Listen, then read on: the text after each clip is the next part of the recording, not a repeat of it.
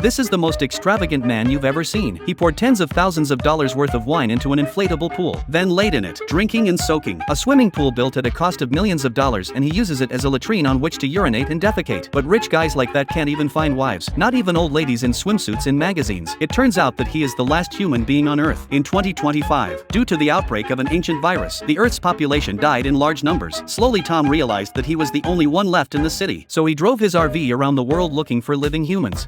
Hello?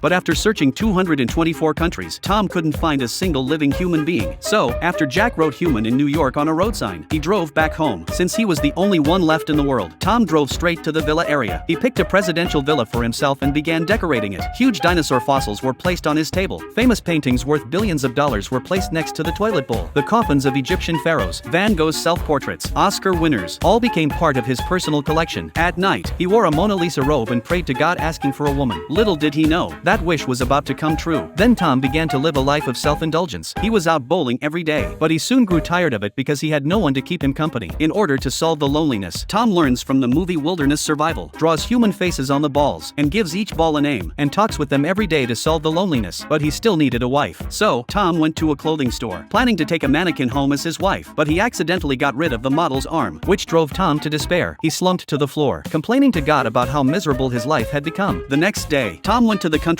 and chose a boulder as his tombstone. He then drove toward the rock, planning to end this boring existence. But just as he was about to crash into the rock, he slammed on the brakes because he saw a thick plume of smoke rising in the distance. Could there be other humans alive besides him? Tom rushed over to the source and, sure enough, he found signs of human life. What's even more exciting is that he saw women's clothes.